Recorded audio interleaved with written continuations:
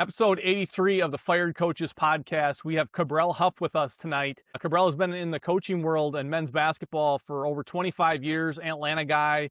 He's been at the Division I level where he's currently an assistant at North Florida. He spent some time at Division II. He's been at NAI, high school. He's been a head coach, been an assistant coach. So I'm really excited to kind of dive in and learn about his journey here. So Cabral, I appreciate you joining the Fire Coaches podcast. Glad to be here. Glad to just dive into it. Well, I think it's been an extensive, long, winding road of my career. Yeah, absolutely. So I guess kind of take us back to what really wanted you to get into coaching, going back to 2000, being a JV high school head coach, what kind of led to I want to be a basketball coach? I kind of really started before then. I got hurt playing high school basketball, which kind of stopped my development and who I thought I was going to be as I went into college and went to Morehouse College and really started coaching my church league team. And they were only about 2 or 3 years younger than I was.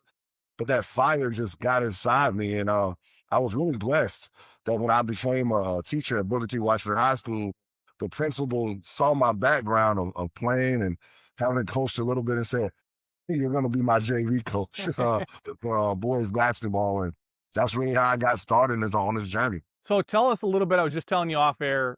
Again, my familiarity with Atlanta, and I know Atlanta's got really good basketball, but when I first got into coaching, I'd always heard about the Atlanta Celtics. And I know, you've talked, back in the day, again, I graduated high school in '04, and, to play AAU back in the day meant something because there's only so many teams. And now it's like there's teams all over the place. So just kind of give us a little bit of a breakdown of what the Atlanta basketball scene has been like, whether from you growing up or to even where it's at now. Just, maybe the respect it doesn't get compared to the Chicagos and the LAs and Florida, New York City, Texas, things like that. Kind of share us a little bit about Atlanta and basketball scene there. Well, definitely the Atlanta basketball scene has blown up. There are AAU teams everywhere. I don't think you can recruit basketball without recruiting the Atlanta area. And it was the same when I was playing in high school basketball, but we didn't have as many AAU teams. You were able to play for the Celtics, as you mentioned, the Georgia Stars, or Team Georgia. And if you didn't play for one of those, you went to go get better or run and shoot, which everybody remembers, which was in Atlanta. Go work a summer job, go get better, go work and try to see if you can maintain this spot on your varsity team or make the varsity team. And so I think now that's what's kind of changed with the Atlanta basketball scene is that we have a lot of basketball teams now. You can add Atlanta Express, Game Elite, Atlanta All-Stars. You can go on and on about the teams that are now here in Georgia and the players that have played on these teams to get to the next level. And I think that's where you really see the evolution of Atlanta sports and Atlanta high school basketball and AAU basketball. And it's great to see, you looked in the NBA Finals and Devin Vassell was an Atlanta guy. Stephon Castle was a little bit outside of Atlanta, but I actually also obviously played for the Atlanta Express. So just those two guys right there tell you about what this Atlanta market is for basketball. Yeah, it's impressive with both those guys. I feel like they play at such a calm pace. There's just such a presence about them. It makes you feel so comfortable with them on the floor. And kind of prepping for this episode, I tried to read as much as I could about you and listen to things. A lot of places I saw, everybody talked about you being a high character guy and a relationship guy. Where did that all start? Was that your upbringing, just things you learned along the way? Where have you always kind of been that high character relationship type person? I really learned it from my parents. My dad was a really high character guy. There was probably no one my dad would say no to if they needed help. And I really just watched that as I grew up, and everybody would come to our house because my mom was that way too. Now, she had a way to tell you how it was as a woman, like, hey, you're not going to do this, you're going to do that. But she was always opening our house to anybody who needed anything. And then, honestly, I got with a coach when I was at Booker T. Washington named Virgil Amy. He really took me under his wing when I was a junior varsity basketball coach. He really taught me that it's really about relationships. It's how you leave a place better than you found it. And you can talk about all his wins and taking Gainesville, which was the team that he had previously been at, to Final Fours. But he really talked about that relationship that you got to have with people and that you got to have with players. And I really took that to heart. And I think it's just kind of been my mark over the years that I want to help somebody else in this business if I can. And whatever that help may be, if it's just saying a good word to them, if it's picking them up, helping them with a player when I wasn't a college basketball coach. So I think that's been one of the biggest things for me is relationships are really important. Real relationships, not the ones who you just need something, but relationships that matter. Right. I know you talked about, obviously becoming a coach, We were talking about your JV experience at Booker T. Washington, and you always wanted to coach college basketball. I did. It took a little bit. Whichever one's journey is unique and different. And, I really love your journey because it was almost 14 years before you get that opportunity to be the director of basketball operations at Georgia Southern. So, I know 14 years, we could probably have 3 podcasts to talk about the different stories, but can you just kind of summarize what you learned along the way that got you to that position where Mark Byington was the head coach at Georgia Southern, and you got that opportunity to be the director of basketball operations there? Well, I don't want to sugarcoat people and make them think it's all this other stuff. I was blessed to have some players now. So I had probably everybody coming to that gym to watch out players, but I think it's about the organization. Like when they came into that gym, they saw how organized my staff and I were about having whatever they needed for whatever player they were recruiting. They saw how the emphasis we put on the fundamentals and the basics and the techniques that our players would utilize, and that we really studied the game. Like it wasn't just about rolling the balls out and letting them play. And I think that's what really set it up for me to get to the next level. Obviously, you have aspirations all these years, and you think, well, if I got players and I'm winning, somebody's going to come to get me. But it takes those little things. It takes those relationships that we talked about. And if I go back to that time, I really had to open up and tell people I want to be a college coach. A lot of times, you don't tell college coaches that you want to get to that level. You just think they're going to see it. And I remember telling a few, and one of those was Mark Byington. He said, Coach, I don't have anything for you right now. I don't have a spot. But if I do, I'll definitely, reach back out to you. And at that point, I just thought, that's coach talk. He's not going to reach back out to me. And he did. And I'm so grateful to this day that he did that. I think probably about every 6 months, he gets some text or call from me that says, I really appreciate it. I thank you for what you're able to do for my career. And so that was really important for me. Yeah, for those listening that might not be aware, Mark Byington's now at Vanderbilt after a great run at James Madison. Obviously, doing some great things at Vanderbilt, and I'm glad you brought that up because it's interesting, right? Because there is so much coach speak, and I'm going to say the right thing, and hey, I'm going to keep in touch with you, or I'll let you know if something opens up. But to actually go and take that step further and actually follow through with that, I don't want to say it's shocking, but in some regards, it can be at times, right? Where the right thing is not always what actually happens. So, you get that director of operations role. And at the time, obviously, probably not on the floor, doing more scheduling, organization, like you were talking about from like a high school perspective, organizing things in the office.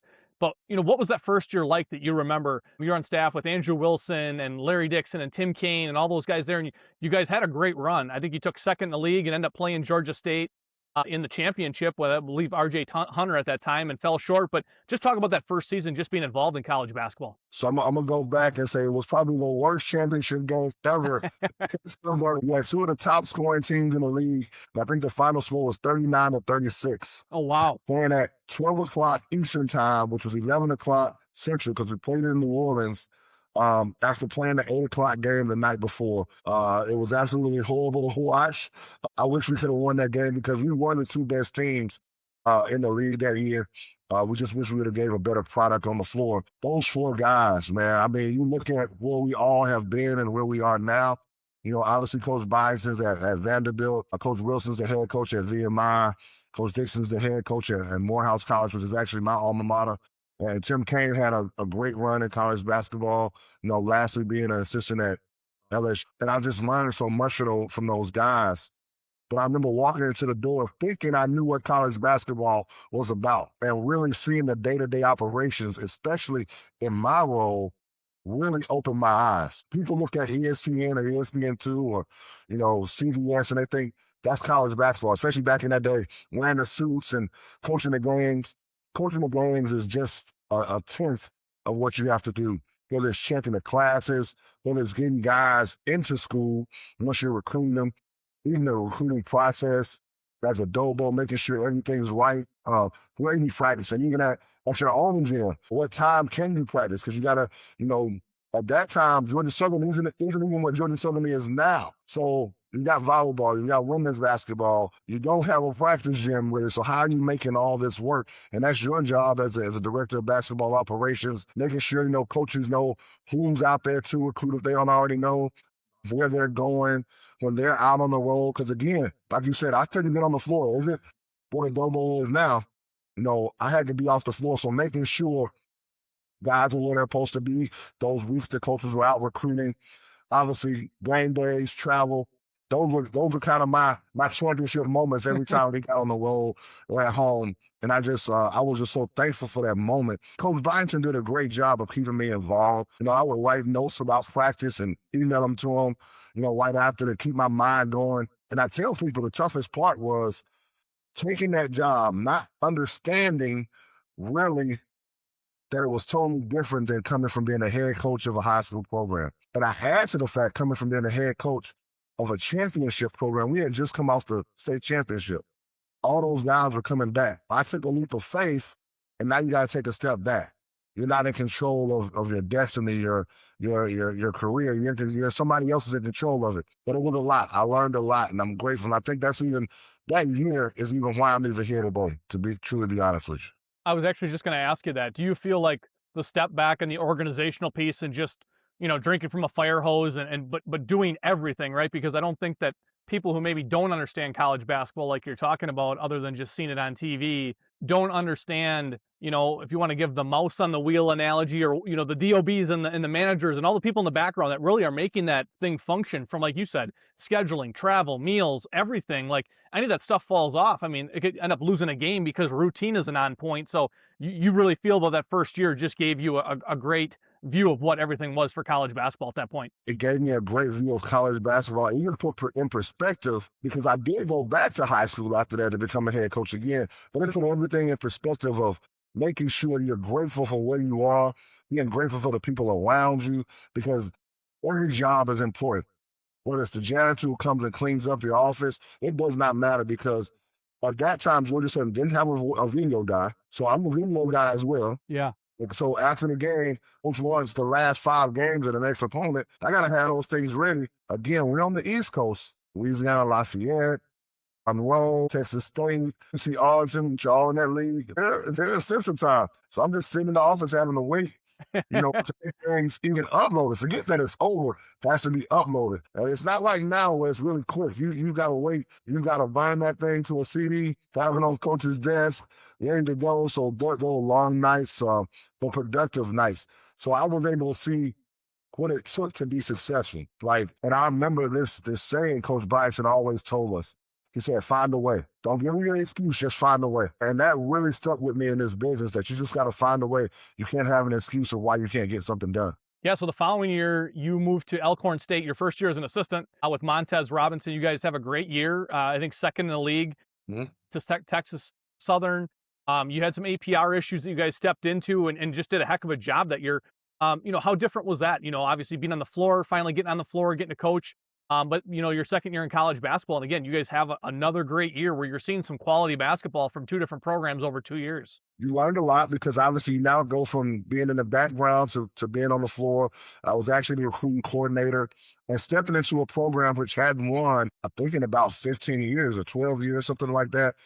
Not even a 500 record. So just coming in, being able to do things differently. Another great staff. You're talking about, Montez Robinson, who was the coach there and then went on to be the coach at Fort Valley. Terrence Chapman, who's down on the women's side at South Carolina State. And Alex Ireland, who's the head coach of Dalton State, NAIA program here. There in Georgia, and just learning from those guys, picking their brains about everything. And in Mississippi and Texas and Louisiana, a place that I didn't know anything about, and learning what it took to be an assistant. Those grind hours of, we weren't a high major. We couldn't hop on a plane to go recruit. So it meant 7-hour drives sometimes. Tie yourself in the car to go see a recruit. Spending a lot of time in the car with your head coach or the other assistants if you're going recruiting. So you got to really learn about the people you were working with, learn about their families, their lifestyles, and why they chose you and you chose them in retrospect, and why we all chose Alcorn State. They learned about the SWAC, which is different. A lot of people don't understand HBCU basketball and the SWAC and what it means to those schools and those cities or towns that they're located in, and to those alumni.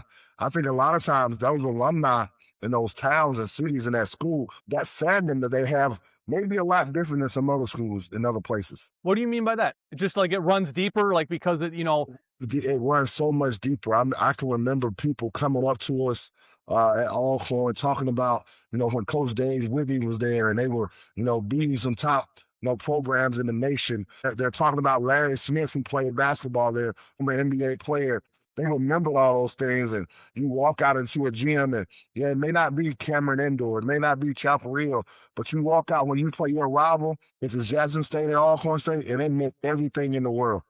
Everything in the world. Or you go to that football game with your recruits because it's homecoming, and every alumni is asking you about that recruit, that young man. No, I think there's something to be said about that. Whether it's small schools, HBCU, there's certain things like you mentioned. It's not Cameron Indoor, it's not Duke, it's not, the P4 programs, but there's something to those people that have been there and season ticket holders or boosters or whatever for all the long time that know everything about the program, that it makes you feel like you're coaching at those programs because there's so much investment there.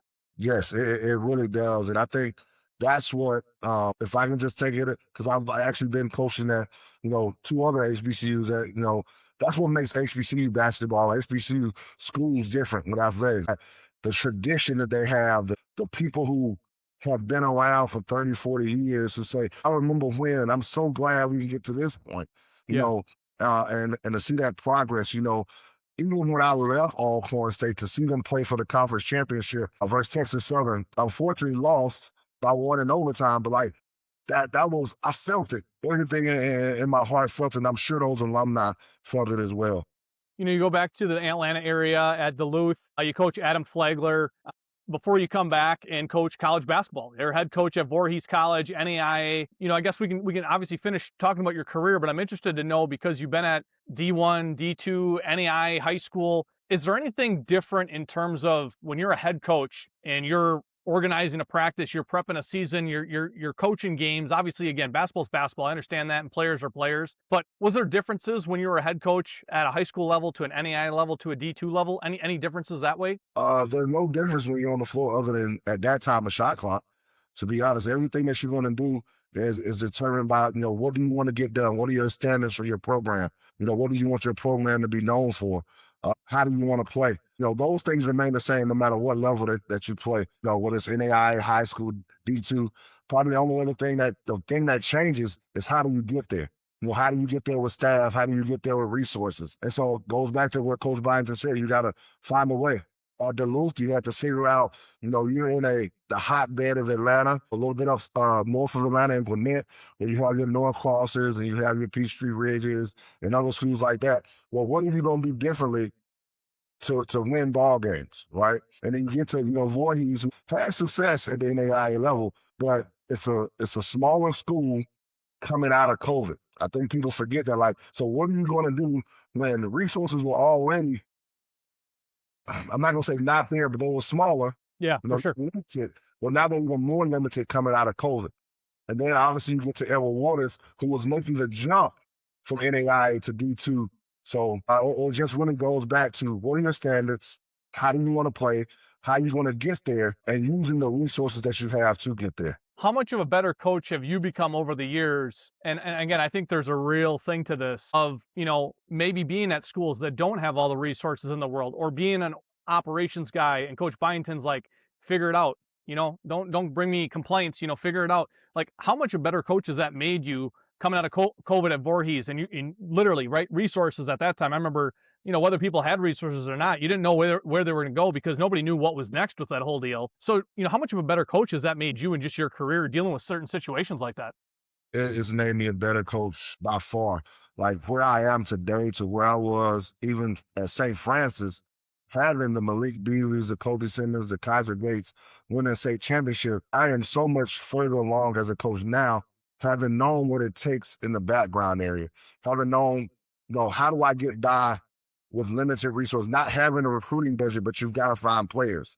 Like I talk people through this and they don't understand how tough it was to take a job on November 1st, having never been a head collegiate coach at any level. You took the job November 1st. November 1st. Because it was COVID, they weren't going to start their season until January. Players weren't getting on campus until January 4th. We had to play a game January 11th to start our season. I don't think if I hadn't done the Dobo stuff, or even had been at Alcorn State, where you're trying to figure it out, at a HBCU, that we even, number one, I probably don't get hired, to be honest with you. Like, forget about any success I may have had in high school. I don't get hired if they don't think I can figure this thing out because it wasn't easy. Like it wasn't easy. And, I'll probably say, I hate when people say my best coaching job or what, but to take a team that stepped on campus January 4th, playing a game January 11th, to win the conference championship in that season, it was probably one of the best runs you can ever think of. There are a lot of bad things that came out of COVID, but obviously there's some great stories that come out of COVID too, right? And in some ways, it's like you almost surprise yourself, right? I mean, not to say you didn't believe in yourself or whatever, but to be able to put some of that stuff together, I do think some of people's best work, we've had guests on the podcast before that, ran into some situations with COVID where they might have did the best job they ever did in coaching, and they only won a few games on the football side or some games on the basketball side. Most people would have been a completely, just terrible season, write them off, wasn't any good. But some of these people, like the way they had to figure it out with contact tracing and everything else that was going on, just a wild time. So after Voorhees, you go to Edward Waters, as you were mentioning, and, you have 16 wins in that second season, which I think was some of the most within quite some time there. Talk about getting that job, like you mentioned, transitioning NAI to D2, building that and having that success that you had in that second year instantly. Well, let's see, it was, again, if I don't take the Voorhees job, I'm probably never getting hired at Edward Waters. And then, I felt it was a place where no one had really tapped in before. And then to be able to be on that stepping stone to take them to the Division II level. I felt it was something I really needed to do. The AG at the time, Dr. Ivana Rich, was really the person that was leading the charge that said, this is where you need to be. And I felt it was a great place in a great city, in a great conference, a conference that I knew because I had graduated from Morehouse. And we felt year one, we had to get everybody and buy into the culture. We knew what it was going to take to win. So we got some guys to come in year one. But year two, I think my staff and I really dove in and got some guys in there that had the support of the administration about why we were able to win those 16 games. We got ranked in the top 10 of the Division II national poll, which obviously had never been done before. And we were right on that cusp of really blowing the roof off that thing. And we had some injuries late in the year, which kind of derailed us. But our success there, they haven't had that. They didn't have success since 2014. We were really proud of. And my staff, Coach Brandon Britt, who's now the head coach at Fort Valley State University, and Coach Christopher Reedy, Coach Larry August, like those guys really, they dove in every day. No matter what the situation was, we got it done. And we were really proud of what we were able to do there. Talk about, you're mentioning guys on staff. Talk about when you build something and the success you have and people, you were mentioning with Alcorn State and you're like, we're recruiting 7 hours away. We're jumping in a vehicle. Like there's a couple of us, and you get to know your coaches that way, but talk about building something and having success and what that means with people that you're around that way, just how special that is. Oh, it's really special. It creates a family. I mean, even going back to Georgia Southern, it creates a family. Like, Larry Gibson or Andrew Wilson and Tim Kane and Coach Byington, we still talk to this day. We talk about not just basketball stuff, but how we're doing. You go to Alcorn State and Coach Allen and I talk every day. And I know we kind of maybe talk about this later, but even at Newberry, I get to South Carolina, and Terrence Chapman is at South Carolina State, which is only about 30 minutes away. You get to talk to him, and I get to coaching with Montez Robinson when I'm becoming the head coach at Edward Waters. You just really have a family atmosphere, because you understand those guys were in the battle with you. They were in the trenches with you. They know the good and the bad of what you had to deal with at any school, at any university, at any college. They know those long nights, those long drives, because when you're an NAIA coach, a Division II coach, again, you're in that car. You're riding some long ways. You're recruiting guys that, we always said we wanted to recruit a guy that was better than our level. And so that meant we may have to go outside of our comfort zone of what we knew to go find a guy that really fit us. No, I think that's super true. And it's funny how small the college basketball world is, right? I mean, obviously you're talking about, being the South and South Carolina and Georgia and some of the different areas you're involved with, but it doesn't matter. It's so small, right? When you start getting connected, there's so many guys that branch off and just the relationships you create. Right before that third season, or as you're getting into that third season, you get let go at Edward Waters. Like, what do you remember about obviously finding that out after such a successful second year? It was probably the hardest time I've ever had in my career. And I tell people this, that one of my buddies in the business, Andre Gray, always said, you haven't been in this business until you've been fired or let go. And I'm thinking in my mind, I've been in this thing 24 years. I'm done let go. And then it happens, and it happens suddenly. It happens after you've coached the first two games, you know, whether you agree with the decision or you don't agree with the decision. It's a stunning moment for you. And it causes you to have to reflect and sit back and think about things you could have done differently. Think about things that went well. And you wonder, you always envision yourself as coach. And the one thing I realized in this time, yes, coaching is my profession, but even as coaches, we shouldn't view ourselves just as a coach. We're a man, we're a woman. Like we have to have who we are isn't what we do. And so that from November 17th to January 12th was eye opening. A lot of people hit you up right when it happens, thinking about you, hope, this happens. Some even offer you to come practice or come watch us practice, come to games anytime. But it's kind of like when there's a death in the family. After the funeral, those calls, those texts get a lot smaller, a lot shorter, until they're really only the guys that are truly in your circle, guys and women that are truly in your circle. And so you learn who really has your back and what it means to really have people who support you, no matter whether you have a job, no matter whether you're a head coach, assistant coach. And so that's really what I learned. I did go to a lot of games. I went to a lot of practices, but I'm not going to say that was an easy time. Like that was a really tough time. I think anybody you probably had on this podcast can tell you, being let go can change you. It can change you for the better, change you for the worse, or make you see things a lot differently. For me, I think it changed me for the better because I realized I am not what I be. My job is not what I do, and I do it more than just because I'm a coach. But it also helped me put things in perspective and to be grateful for this opportunity. I get to coach basketball again. And because there was a time I didn't know if I was going to be able to do that. Just trying to figure out what's next. No, I mean, on this podcast, we've talked about that, and, I've struggled about it, and I removed myself from the game. Right. But and I never considered myself as a coach. I was a person who coached, right? I was a family member, as a friend, whatever. But when you invest as much as you do into what you do, you still think that that's who you are, right? Right. Like, and then when that's taken away or removed from you, how impactful do you think that was? And I love your point too about people and the funeral, right? Because that's so true that, everyone reaches out or says they're sorry or whatever. And then it's like weeks 3, 4, 5, 6, it's crickets. And in some ways, not that it's good you go through that, but you do filter and see who's really true to you. And so there is something that good comes out of that. How important was it for you, as you were mentioning in January, to get as an assistant at Newberry and jump on staff there? Do you think that having a few months away and then getting into it was like super impactful for you, or it was like you had some time to reflect a little bit, but then you could get right back into right away? I think it was both. That time away was really good for me. I hadn't been away from the game. Like, again, I was always coaching somewhere. Like, and when you're coaching, especially, when you're trying to win, there are times you don't take time for yourself. You don't go low. I think in retrospect, as I think about it, being let go around the holidays may have been the best thing that could happen. There was time I was able to spend with family that I had never been able to spend before. Sure. I was at Division II level. You get 10 days when you get off. The Division I level, you don't get that. If you're coaching high school basketball, that's tournament time. Mhm. Thanksgiving tournaments, Christmas tournaments, you've got practices.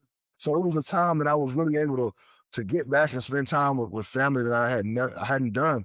Probably was an odd feeling, right? Like, hey, like we're hanging out, we have time, right? Like, it was odd, like, okay, I don't have to rush back anywhere. Oh, I'm really getting to spend Thanksgiving with family, not with team. Like that it was totally different. But then to be able to be blessed to get on staff, when Marcus Kirkland called and said, "Hey, I know you're out the business. It may not be exactly what you want, but I would love for you to come help me." And people don't realize, yes, I was on the basketball staff, but my real job there was being an academic success coach. Because my background obviously was teaching. That's how I got into coaching. I was a teacher. I majored in English. My master's is obviously in athletics and sports administration, athletic administration. But it was really helping students and especially athletes, because that's what they really wanted me to do, was help athletes with their path and to get back on the right track, academically. And I'll tell you what really goes back to you're not a coach. It's not what, who you are. I remember this one student who, as soon as I got there, she was the one I was helping. And I remember when grades came out at the end of the semester, from where she was to where she ended, she was so grateful about me pushing her and making sure she stayed on top of what she did. To me, that was probably more impactful than a win I had gotten in a long time, to be honest with you, because it made me understand, like, we get all these wins, you know, but it's really about helping these young people get to places sometimes they don't want to go. And if we go back to that word again, I'm an English major. Coaches really means taking someone from one place to another. And a lot of times it means taking them to a place they didn't think they could go. Right. And so being called an academic success coach, and being able to work with kids still, I'll be able to coach basketball. It was good. It was fun. You know, I told Coach Kirkland, I felt like I was a consultant. I didn't recruit one player on their team. I didn't go through preseason with them. So I come in January, and I just seen ideas. I think those guys really took to what I was saying to them, and so did the staff. No, and I think, you know, again, I obviously am a Catholic guy. I believe in God. You know, I probably could be a lot better Catholic than what I actually perceive and am. But, you know, I think like there's plans for you, right? And I think in some ways, right, maybe having a little bit of a break, being a consultant, being an academic success coach, and helping people that way was a plan, right? Where it was like, hey, maybe it opened you up to even be that much better of a coach now at North Florida, right? Because you had that experience that you didn't plan to have it, Right. you know, but by going through that and jumping in mid-season and being able to consult with a team and help out, I mean, I think that's really unique. So now that you're in North Florida, you know, looking back, not that your career by any means is done, but if you look back, what have you learned? Like even in the last few years, you know, what's really important to you, and what do you hope to bring to, you know, the Ospreys and that program there? Just hope to continue to bring that competitive edge. Like understanding that you've got to get better every day. And that's on and off the court. Like you've just got to get better. And that's kind of how, you know, once this happened to me, I've learned to live my life. Like you've got to get better because every day is a testimony, right? And I remember when I went through this, I had this moment with God that said, I'm going to use what happened to me as a testimony to make sure people hear my story so they can understand that no matter what bad can happen to you, what transgression, no matter what it is, you know, you can get through that trial and get to a triumph. And so every day I'm putting everything I have on the line for Coach Ken and that staff at North Florida to help these young men get to where we're trying to go. And that's to win a conference championship, but also so they can be better men, right? So they can win this game of basketball and help them understand that it is a game, but there are so many things that this game teaches us. And the first thing that it teaches us is how to battle through adversity. And if you can battle through adversity, you can get through this life because there's going to be some ups and downs. Right. How you're going to get through those ups and downs. So that's what I want to bring to this staff. Obviously, you want to get to the medicine bowl so that, yeah, you know, I want to help them on the defensive end. I want to recruit some of the best guys we can get to North Florida. But if I can teach those young men to battle through that adversity, which means it's about the next play, not the previous play, then we've done our job. Love that. I guess to finish up, how do you get better as a coach? Is there, you know, I know you've done podcasting stuff before. I know you're really connected, but is there any books or newsletters or podcasts or just reaching out to coaches that, like you mentioned on the podcast, people you stay connected with to kind of get better on a day-to-day or month-to-month basis? I probably listen to a podcast a day. When I go do my workout, I'm probably listening to a podcast, probably two, because it's probably one spiritual and one basketball related. I'm always talking to coaches and trying to pick their brains, you know, about maybe it's something I saw that they're doing. Like I'll just use this for instance, like Alabama's offense has been really intriguing to me, and it's not just about what Nate Oates does, but how are people trying to guard it.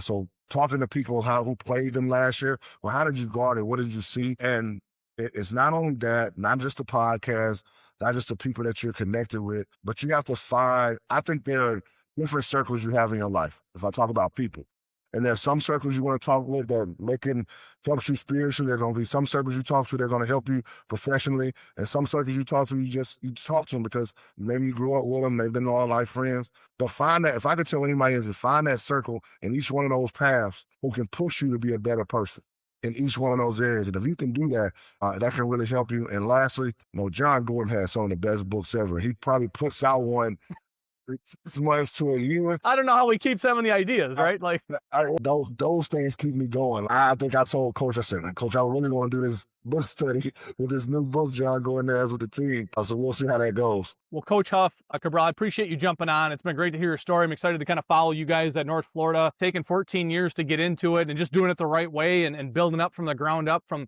the high school level to, you know, being an ops guy and all the different stuff you've done. It's been great to kind of get to know you and hear your story. Well, because I'll tell you something else that I add into it, which I hadn't really thought about. I was on the road recruiting. Obviously, we had a live period here recently, and one of my buddies goes, "You do realize it was 10 years since you have been at the Division I level." And I had never thought of I didn't think of it like that because you're in college coaching most of the time. It's college coaching. So Yeah. you talk about 14 years it took me to get there. Then you get out of Division I coaching because that's a lot of times what people see. 10 years to get back into it, but I'm really blessed, man. I work for a great man, not just a great basketball coach, but a great man, and we have a great staff. And I'm excited about what we're going to do this year and for years to come. That's awesome, man. Best of luck. Appreciate you. Thank you again.